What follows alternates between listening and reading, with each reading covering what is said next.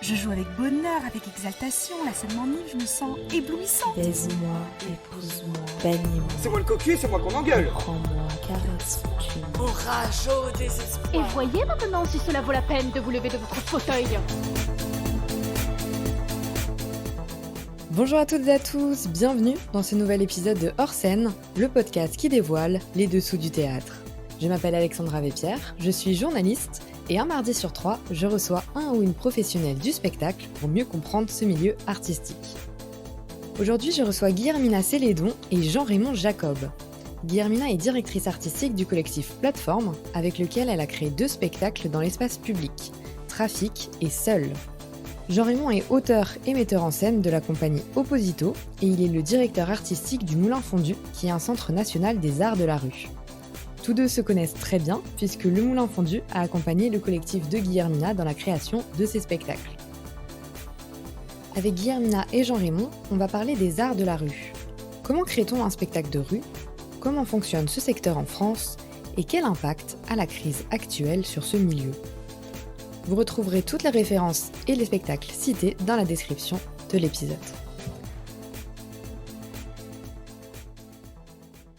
Bonjour. Bonjour. Bonjour. Alors, pour commencer, est-ce que vous pouvez nous expliquer ce qu'on appelle exactement les arts de la rue ?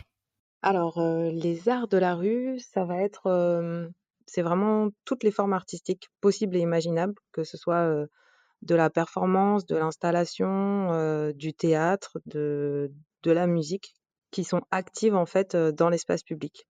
Donc, ça crée des formes de manifestations artistiques, d'événements culturels qui sont donnés dans un espace qui est commun à tous et qui se partagent d'une manière plus libre, on va dire, que dans des espaces clos dans lesquels il va falloir réserver, y aller, se donner la peine d'y aller en fait. Elles peuvent être actives dans différents endroits parce que du coup les arts de la rue, il y a rue dedans, mais ça ne se joue pas forcément dans les rues. Ça peut être aussi dans des endroits inattendus comme dans des parkings, dans des bâtiments en construction. Et elles impliquent beaucoup de choses parce qu'on est dans un espace qui est commun à tous.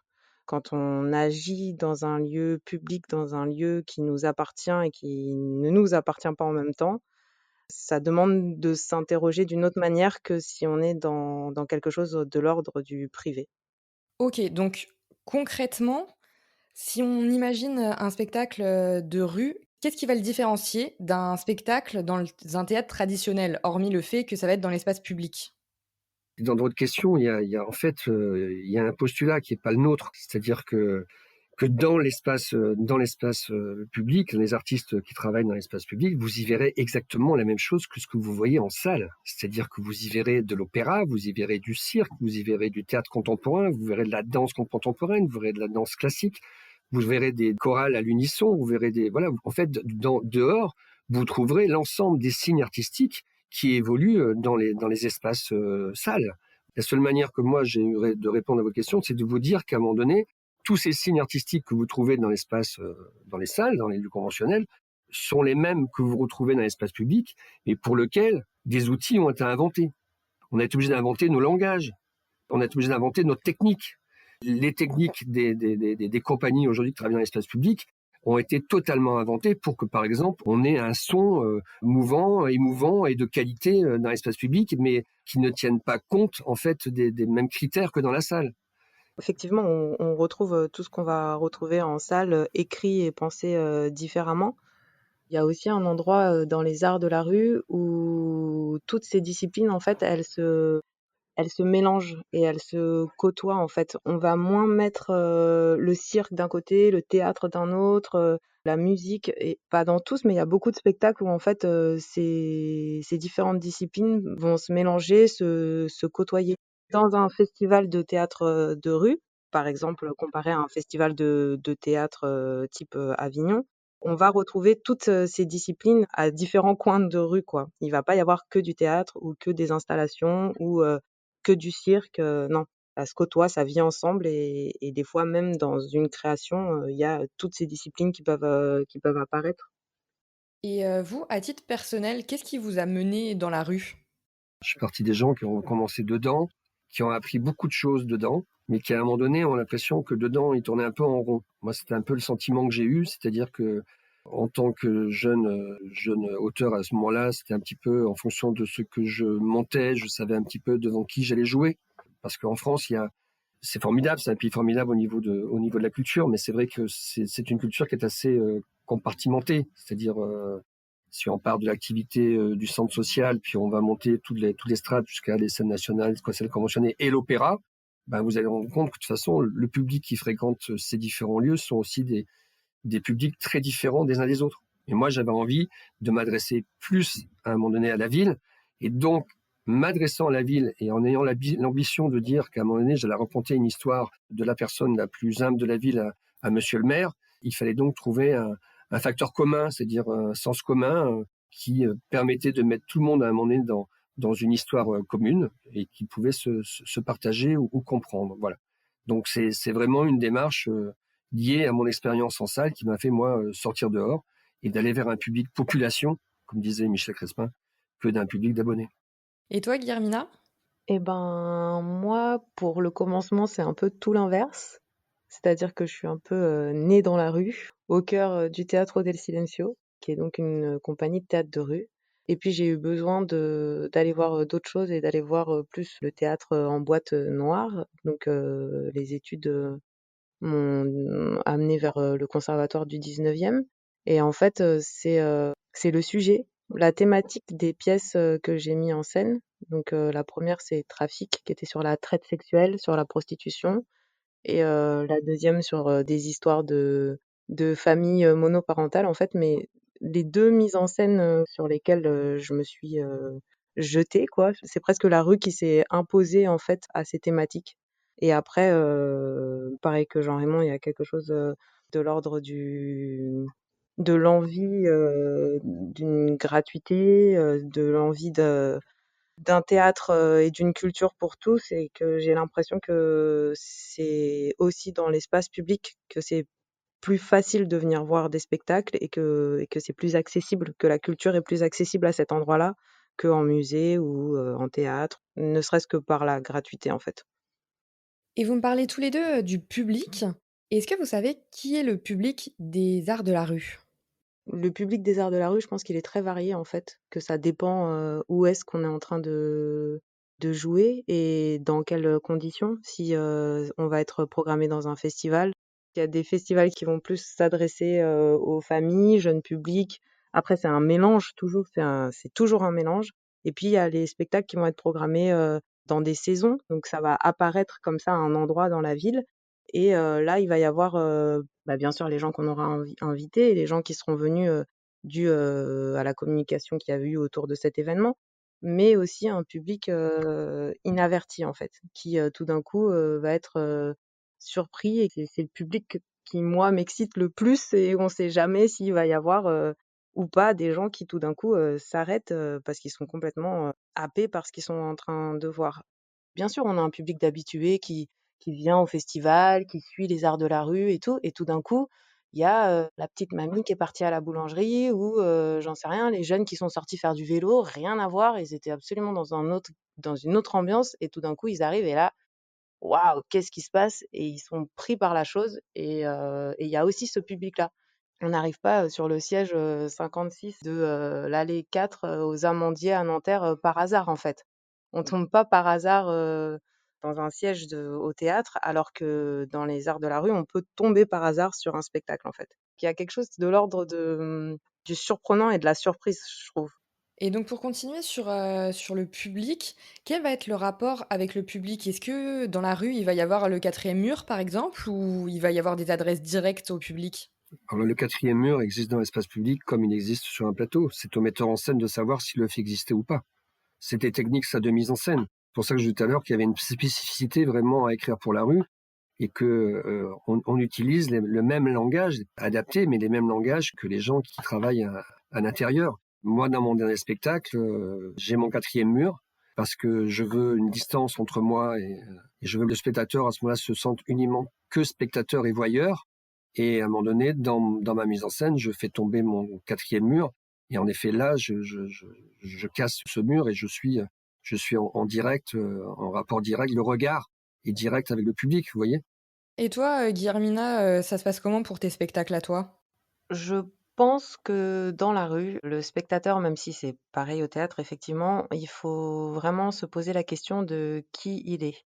Qu'on mette ou pas le quatrième mur, quelle est sa place? Est-ce qu'il est juste spectateur ou est-ce que quelque part, en fait, pour moi, le public de théâtre de rue, il est actif en fait. On lui demande, dû au fait qu'on est dans la rue, on le met dans une position active.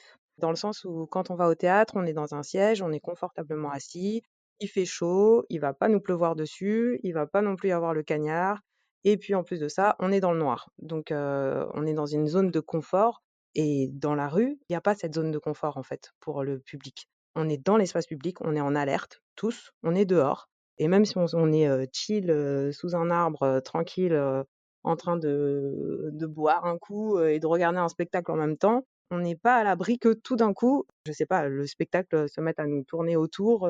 Va falloir suivre tout d'un coup le spectacle qui va aller d'un point A ou un point B. On sait jamais en fait. On peut toujours être surpris. Mais en tout cas, il faut dès le début s'interroger. Je pense que c'est important dans les arts de la rue de s'interroger sur quelle est la place du spectateur. Mais pareil au théâtre en fait. La place du spectateur est quelque chose qu'on est obligé de nous d'intégrer à la mécanique du spectacle. C'est-à-dire que par contre, quand j'écris quelque chose qui est en salle, en effet, je sais plus ou moins, enfin, mon public est frontal, je sais que la meilleure place, c'est le 6e rang, au centre, c'est la place du metteur en scène. Pour nous, par contre, surtout dans les spectacles en mouvement, comme le dernier qu'a écrit Guillermina ou les précédents que moi j'ai pu fabriquer, vous avez un spectacle qui est en mouvement. Et donc là, vous êtes obligé de vous interroger sur la place du spectateur en permanence. C'est-à-dire, qu'est-ce que voit ce spectateur à l'endroit où il est placé? Que voit-il de votre image et qu'entend-il de votre langage? Donc la place du spectateur dans l'écriture, elle est fondamentale. C'est un élément mécanique de la dramaturgie. Et justement, est-ce que vous indiquez au public où il doit se placer ou est-ce qu'il est libre de se placer où il veut? Non, non, non. On est des grands dresseurs de foule. Hein. Non, non, non, non, non, non. Le spectateur, il se met pas là où il veut. Il se met là où nous, on pense qu'il sera le mieux pour voir le spectacle. Et on induit tous les codes pour qu'à un moment donné, il les intègre. Donc, il y a différentes manières de le faire. Comme par exemple dresser l'oreille. C'est-à-dire que moi, je joue devant des foules. Sur un cori-cori, on peut avoir jusqu'à 2500 personnes qui nous suivent comme un Aurillac. Et mes 28 comédiens vont pénétrer le public doucement, sans bruit, sans les heurter, en fendant la foule. Et puis on va aller se poser. Et là, vous allez voir que la foule qui était, avant qu'on arrive en pleine discussion, en plein débat, va commencer à dresser l'oreille. Donc on est vraiment des dresseurs de foule. C'est-à-dire que le public, moi, je sais exactement où il va être et comment je vais le déplacer. C'est pour ça que on intègre à ce point le regard du public. Quand moi je fais une image qui est une image passante, qui pourrait être pour schématiser une image de carnaval monumental, par exemple, moi ce qui m'intéresse, c'est que les gens se racontent la même histoire à l'issue. Donc que je sois devant cette parade ou derrière cette parade, je ne vois pas forcément la même chose, l'image de la même manière, mais ce que moi je veux que le public ressente à ce moment-là, qu'il soit devant ou derrière, c'est la même émotion. Et ça, c'est un savoir-faire qui nous est propre. Et je ne vous donnerai pas toutes les recettes parce que pour l'instant, on va garder un peu pour nous encore. Ok, on va garder un peu de mystère. Je sais pas, qu'est-ce que t'en penses, Guillermina? Bah, je pense qu'en tout cas, on essaye. Je suis pas encore. Je pourrais pas parler de cette manière-là parce que. Mais on essaye, c'est sûr, d'emmener le public à un endroit, dans une déambulation. Moi, c'est du coup le deuxième spectacle, c'est une déambulation. On essaye de penser à où est-ce qu'on met son image, sa scène. Mais il y a quelque chose enfin, il y a un truc sur lequel je suis d'accord et pas d'accord, mais c'est qu'en tout cas, même dans une déambulation, dans un fixe, une déambulation, peu importe, le public, il a une grande liberté. Ça veut dire que même si nous, on a prévu et ce qu'on sait que c'est à cet endroit-là que c'est bien mieux de voir la scène qu'à un autre, le public, il se met où il veut. Et finalement, enfin, moi, en tout cas, en tant que public, j'aime quand je me sens libre. Et du coup, j'essaye que dans les spectacles aussi, ils se sentent, que je mets en scène, ils se sentent libres. Et même si on a tous les codes et toutes les recettes et toutes les choses, pour que les choses se passent d'une manière ou d'une autre et que, comme tu dis, on dresse les foules. Enfin, je suis pas forcément d'accord avec ce mot-là, mais qu'on essaye de l'accompagner vers l'endroit où on a envie qu'il se place. Bah, des fois, en fait, non, pas du tout, quoi. Maintenant, j'aimerais savoir comment on fait pour écrire un spectacle de rue. Déjà, vraiment, c'est très personnel, comme réponse et je pense qu'on a vraiment chacun, et pareil au théâtre, hein, chacun notre technique, chacun nos idées. On part tous de choses, très différentes. Mais c'est vrai que, en tout cas, pour ma part, j'ai une envie de faire, passer un message, en fait. Dans cet espace public, j'ai envie de mettre, en avant et en lumière, certaines choses qui me révoltent, qui me touchent. Donc ça part de là et par exemple, pour Trafic, hormis le fait que c'était une évidence, par rapport à la thématique, que, la prostitution, bah, c'est, un métier qui a lieu dans la rue. Là aussi, le spectacle allait avoir lieu dans la rue, mais ensuite c'est la scénographie qui rentre, pour ma part en tout cas, très vite en jeu. C'est-à-dire que, OK, on est dans l'espace public il est déjà immense. On peut se faire bouffer par l'espace public, on peut tout d'un coup, devenir, minuscule quoi, en tant que comédien.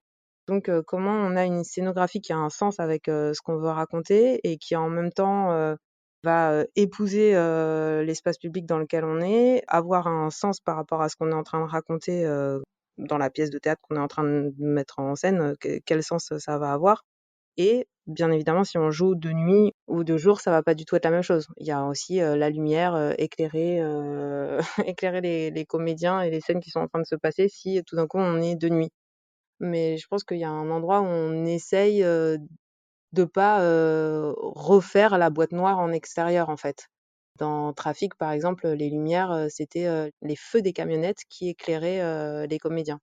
Des camionnettes qui, elles représentaient, une symbolique, forte, dans la prostitution ou dans la traite et qui, en même temps, étaient un lieu où les comédiens jouaient et qui, en même temps, hébergeaient des installations, des infrastructures sonores où il y avait des témoignages dedans à la fin. En fait, pour, créer un spectacle dans l'espace public, il faut penser déjà à sa jauge. Si on envisage que ce soit, pour, 1 500 personnes, on va pas du tout penser la même chose, 3 000, 4 000, 5 000 personnes, ça va pas du tout être la même chose que si on pense un spectacle, pour, un seul spectateur ou 20 spectateurs. La scénographie, qu'est-ce qu'elle raconte? Est-ce qu'on a envie qu'elle déforme l'espace public? Est-ce qu'on a envie qu'elle vienne s'imposer comme ça, avec des gros sabots, qu'elle soit monumentale comme, Royal de Luxe ou alors, qu'elle soit plutôt, complètement invisible? C'est juste un passant, on se rend même pas compte, on est au milieu d'une pièce de théâtre, mais on n'est même pas au courant. Il y a tellement de choses différentes qui peuvent se faire que tout est possible. Mais il y a quelque chose qu'il faut absolument pas oublier, c'est la pluie, le cagnard, les éléments en fait, qui peuvent se déchaîner à n'importe quel moment et il faut faire des spectacles imperméables parce que franchement, quand, vous avez fait, 1 an de création et que vous êtes sur le point de jouer et que finalement, bah, vous annulez parce qu'il se met à pleuvoir, 4 gouttes et que votre décor il est pas capable de, tenir face à ça, c'est pas gérable, quoi. Il faut vraiment prendre cette chose-là, en compte. Je dis ça parce que sur la dernière création, on a failli ne pas le prendre en compte tout de suite et bon, on a été annulé pour cause de covid. Ça aussi, il va falloir commencer à le prendre en compte, c'est un peu l'horreur. Mais ouais, j'ai l'impression que quand on est dans l'espace public, il faut être prêt à tout et du coup, à se prendre du tonnerre dans la face, quoi. Mais c'est vrai que, comme disait Guermina aussi, je pense que chacun a une manière différente d'aborder les choses. Ce qui est peut-être particulier dans l'espace public, c'est qu'il n'existe pas de répertoire. C'est-à-dire que, limite, on aurait eu un Molière qui aurait fait des pièces spécifiquement pour l'espace public. Peut-être que certains d'entre nous ont montré ces pièces, mais on n'a pas de répertoire, en fait. Le répertoire qui existe, c'est ce que les compagnies ont inventé sur ces 40 dernières années, et qu'à chaque fois, en fait, qu'on passe à l'écriture, généralement, il y a des gens qui font sans doute des adaptations de textes et tout pour l'espace public, ça arrive, mais c'est pas une majorité, quoi. Donc déjà, on invente systématiquement un nouveau répertoire. Donc évidemment, on part de zéro, c'est-à-dire qu'à chaque fois qu'on rentre dans une histoire, on rentre dans une création totale. Et dans les arts de la rue, est-ce que le texte a une place importante ou est-ce qu'on va plutôt s'intéresser au côté visuel, au spectaculaire ou même à la performance? Le texte a autant d'importance dans l'espace public que dans la salle. Et le public de la rue est autant intéressé par le texte que le public de l'intérieur. Toute la différence, c'est comment il est porté et comment il est transporté. Voilà. Mon parcours à moi, il faillit pas pour moi. Moi, je travaille sur l'image parce que un des langages de la compagnie Opposito, c'est l'image, mais l'image totale. L'image totale, c'est celle qui a un volume qui est pensé. C'est une image qui a un son qui n'est pas un son qui est purement rajouté, mais qui est un son qui est dessiné pour cette image. C'est des costumes, des comédiens, des personnages qui habitent cette plastique et qui donnent vie à un moment donné à cette plastique. C'est un travail d'harmonie et de langage. Donc oui, moi j'ai beaucoup travaillé là-dessus et c'est un langage universel parce que ça nous a permis de voyager à travers le monde. Mais j'ai d'autres spectacles où sur le dernier entre autres, on porte du texte. Donc on a fait le choix à ce moment-là, en fait, si vous voulez, d'utiliser le texte. Les arts de la rue, c'est pas que des grands visuels et c'est pas que des jongleurs. C'est ça qu'il faut bien comprendre, c'est-à-dire qu'on va de la forme la plus intimiste où comme des gens comme des femmes comme Marido Fréval qui portent des textes très forts en one woman show et qui font déplacer les foules, et des projets comme ceux de Royal Deluxe qui déplacent des villes et qui sont à la dimension des buildings. Il faut pas nous mettre dans une case, quoi. C'est-à-dire que vous trouvez tous les matériaux chez nous sublimés avec la même envie de sublimer soit le texte, soit la musique, soit la danse, soit le chant dans l'espace public. Et donc, comment ça se passe pour jouer quelque part? Est-ce que vous avez besoin d'autorisation? Est-ce que c'est les villes qui organisent? Quand on a commencé à l'âge de pierre, en fait, on finissait assez vite au commissariat. Donc on s'est dit que peut-être faudrait qu'on comprenne pour pas finir au commissariat. Donc non, en fait, pour jouer dans la ville, il faut d'abord l'autorisation des gens qui usent de l'espace public, qui en ont autorité. Donc les magistrats des villes, les premiers magistrats, les maires, ce sont les maires qui donnent les autorisations de jouer ou pas dans leur ville. Et donc si vous finissiez au commissariat avant, c'est parce que justement il n'y avait pas cette possibilité d'avoir des autorisations? En fait, déjà ce qu'on faisait, on était un peu des ovnis, ça existait pas ce qu'on faisait. Donc même dans des manifestations qui nous faisaient venir, eux-mêmes n'avaient pas les us et coutumes. Donc il suffit simplement qu'on n'ait pas demandé. À l'époque, on savait même pas qu'il fallait demander une autorisation à la préfecture.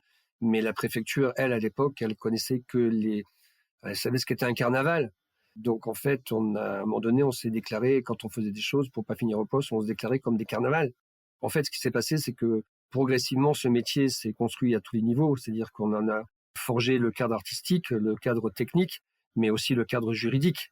On a fait évoluer nos pratiques avec les pouvoirs publics pour se faire comprendre, se faire entendre et pour pouvoir avoir de plus en plus des villes qui avaient l'autorité de nous laisser jouer dans leur espace public. Donc, ça a été une construction progressive. Mais aujourd'hui, évidemment, entre les moments où nous, on a fini au poste et d'autres jours où je vous assure que c'est les motards de la route qui nous ouvrent la route, il y a eu du chemin, quoi. Quand vous parlez de l'âge de pierre, c'est donc quand vous avez commencé, donc il y a en 40 ans en gros. Ouais, c'est ça, ouais. C'était il y a pas si longtemps finalement. Non, c'est pas si longtemps, mais c'est un métier qui est jeune, hein. Ça, c'est très important, hein. Je veux dire, le répertoire des arts de la rue à 40 ans. Premier signe vraiment d'artistes prenant la tête de manifestation, c'est avec le Bread and Puppets au moment de... Voilà, c'est une des compagnies qui avait des effigies de carnaval, qui prenaient la tête des manifestations et qui étaient des artistes, qui sortaient contre la guerre du Vietnam. Et après, il y a eu une espèce de no man's land, je veux dire, c'était le premier signe qu'on peut dire. Et après, c'est le berceau du théâtre de rue, c'est l'Espagne en Europe. C'est un métier encore qui arrive à se reconnaître parce qu'on a une histoire qui est pas si ancienne et il n'y a pas non plus 10 000 chapelles chez nous comme il peut y en avoir dans le théâtre conventionnel. On se connaît, nous on a un petit métier, c'est vrai que quand on a un qui dit une connerie, on le sait vite, quoi. Et quand quelqu'un il dit quelque chose de bien, on le sait aussi, quoi. Ok. Et alors, question importante, comment vous êtes rémunéré pour vos spectacles de rue? On est payé Oui, mais par qui? en grande partie par les collectivités territoriales, par les mairies, par les intercos, par les régions qui sont à l'initiative de lignes budgétaires et de budgets qui permettent à des opérateurs sur les territoires de faire appel aux artistes de rue. Donc on est rémunéré par de l'argent public en grande partie. Et est-ce que le public y donne de l'argent parfois? Non, un des fondamentaux, je pense, moi, c'est une des raisons pour laquelle je suis dans l'espace public, c'est que ce que disait tout à l'heure aussi Guillermina, c'est que la gratuité est un des fondamentaux de notre démarche. On n'a pas de caisse, on n'a pas de recettes, mais on est payé par de l'argent public et notre travail, pour lequel on est rémunéré, on le met sur la place publique. Après, ça dépend. Il y a aussi des endroits et des festivals où on va venir jouer et on va être, comment dire? Ça va pas nous rémunérer, mais ça va renflouer un petit peu les caisses, et on appelle ça jouer au chapeau, en fait. Quand on est programmé par un festival, on est, rémunéré. Il y a un prix de session et on paye, je sais pas, d'où exactement, enfin, ce que j'aurais moins à expliquer, d'où vient l'argent pour ensuite, nous, les compagnies, le reverser, à nos équipes. Mais quand on vient des fois, jouer dans un festival en off, il y a pas de billetterie. Dans un festival comme Avignon, quand il y a un off, le off, fait une billetterie. Le public vient et achète, des billets. Là, il y a pas de billetterie, mais à la fin du spectacle, on fait tourner ce qu'on appelle un chapeau ou autre chose, ce qu'on a sous le coude, mais le public, donne en fait, ce qu'il a envie et en général ça ne sert pas enfin avec ça on ne fait pas, des cachets, on ne paye pas, les artistes, hein. C'est la même économie dans la salle. Hein. Tu as les gens qui sont programmés en in à Avignon et qui auront leur contrat de session et leurs hébergements pris en charge. Et après, tu as toutes les compagnies qui sont en autoproduction, qui vont louer une salle 10 000 balles et que si elles font pas les recettes, ils sont mal. Tu vois, c'est la même. C'est C'est la exactement même la même chose. À la différence qu'on ne loue pas de salle, 10 000 balles et qu'on met pas en péril, la compagnie et qu'on est plus ou moins quand même accueilli par le festival, qu'il y a pas une si grande, césure entre le in et le off que, par exemple, à Châlons, on va quand même être, logé, nourri, même si on vient, dans le off. Et pour revenir maintenant sur l'actualité, où en est la situation pour les arts de la rue? Est-ce que vous pouvez jouer ou est-ce que vous ne pouvez pas jouer? Il y a des endroits, oui. Il y a des endroits, oui, oui. Et il y a des endroits, non. Voilà. En fait, ça dépend de la partition, ça dépend de quelle couleur vous êtes et de là où vous êtes. Si vous êtes vert, un peu orange, jaune, rouge. Mais en Île-de-France, non. Actuellement, on ne peut pas jouer dans l'espace public. Donc, on est en conversation et en discussion avec les instances aujourd'hui, puisque tout à l'heure, je vous disais que c'était quand même les maires qui nous donnaient les autorisations de jouer dans leurs espaces. Aujourd'hui, la situation fait que ce n'est plus le maire qui décide en grande partie, sinon même pas du tout, ce sont les préfets. Donc, on essaye de discuter avec notre préfecture pour mettre en place et préconiser une méthodologie, en fait, une manière, en tenant compte de la situation Covid, de pouvoir mettre en place dans l'espace public des lieux consacrés à tous ces spectacles qui actuellement ne sont pas diffusés, quoi. Je pense qu'en fait, non, on arrive à un endroit où ça devient grave.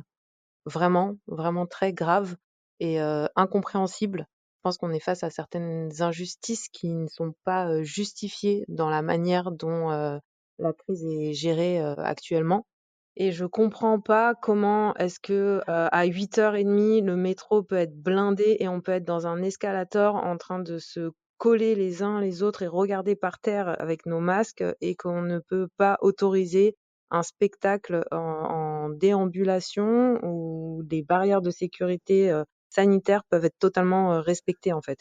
On a besoin de ça, en fait. On a besoin d'être ensemble. On est quand même des êtres humains et qu'on entend qu'il faut garder des distances de sécurité, mais dans ces endroits-là, on pourrait les garder et ils sont interdits, là, actuellement, à partir de 21h et ils sont interdits tout court, des fois. Enfin, je veux dire, les organisateurs en prennent connaissance, en ont conscience, ils appliquent des protocoles de sécurité, se plient à cette chose-là parce qu'on est en état de crise et on fait pas comme si ça n'existait pas. Non, on est à l'écoute de tout le protocole de sécurité sanitaire qui pourrait être mis en place. On ferait tout pour le mettre en place. Si on devait jouer devant même juste 10 personnes au lieu de 5000 personnes, on le ferait. On est là, il y a tout. Il y a tout qui est là. Il y a eu les budgets, il y a eu l'organisation, on est venu jusque-là. Mais non, c'est annulé, c'est interdit. Enfin, je comprends pas. Je pense que ça a un impact qui est énorme en fait sur nos métiers et sur la culture en général. Et l'heure, elle est grave. Les décisions qui sont prises sont disproportionnées par rapport aux risques qu'on fait courir à notre public. Mais ça, ce n'est pas audible du tout. C'est-à-dire qu'aujourd'hui, toute parole qui va à l'opposé de ce que le gouvernement a décidé de mettre en place n'est pas audible du tout, du tout, du tout. Et il y a une méconnaissance totale aussi de notre travail, c'est-à-dire que les spectacles de rue font leur jauge, c'est-à-dire que on ne fait jamais plus de public qu'un spectacle ne peut faire, à part sur les grands festivals ou les grandes manifestations. Mais en général, on a une connaissance de nos publics quand même très forte, quoi. On sait comment on convoque le public dans l'espace public, et ça, Par contre, aujourd'hui, on n'arrive pas à le faire entendre, quoi. C'est-à-dire ce professionnalisme qu'on a acquis à travers des années de mouvements de foule et des techniques qu'on a mis en application depuis des années. Les artistes sont pris pour des oiseaux, hein, pour des enfants qui sont pas contents parce qu'ils ne peuvent pas jouer. Alors que des artistes comme nous, si on fait du théâtre, et quand on fait du théâtre, c'est parce qu'on regarde vivre la société, parce qu'on se sent partie prenante à cette société. Comme disait Guillermina tout à l'heure, on n'est pas dans le déni de la situation. Du tout, on n'est pas dans le déni de la situation. Et on pense qu'on est capable, à un moment donné, de préconiser et d'apporter des solutions. Et c'est ça qui n'est pas du tout entendu. On espère que la situation va évoluer. Et maintenant, pour finir sur une note un peu plus positive, est-ce que vous auriez une œuvre théâtrale à nous proposer? Vas-y, Guillermina. J'espère que tu dis moi. Hein. Non, vas-y, Jean-Raymond, je te laisse. Eh ben moi, comme ça, il y en aurait plein, hein, parce que c'est toujours pareil. Hein, tu vois, c'est quel est le meilleur disque ou le meilleur chanteur. Mais je dirais que pour faire une belle balade un peu comme ça, je pense qu'il faut découvrir l'univers des Arroseurs, Perrine Fèvre et son équipe, qui ont monté vraiment qui ont adapté, qui font partie des gens qui ont adapté des textes et des livres et qui travaillent en mouvement et qui sont une des tonalités modernes de ce métier. Et toi, Guillermina? Eh ben, aussi dans une balade, comme ça, genre un spectacle que j'ai revu en plus dans Paris et qui avait vraiment tout son sens. Il y en a plein, c'est trop dur comme question. Il y a vraiment tellement de compagnies que je dirais. Alors, du coup, je vais en dire plusieurs quand même si c'est qu'un seul. Ah bah non, Mais, alors moi aussi, donc ça va faire 2 heures le truc. Hein. Attends.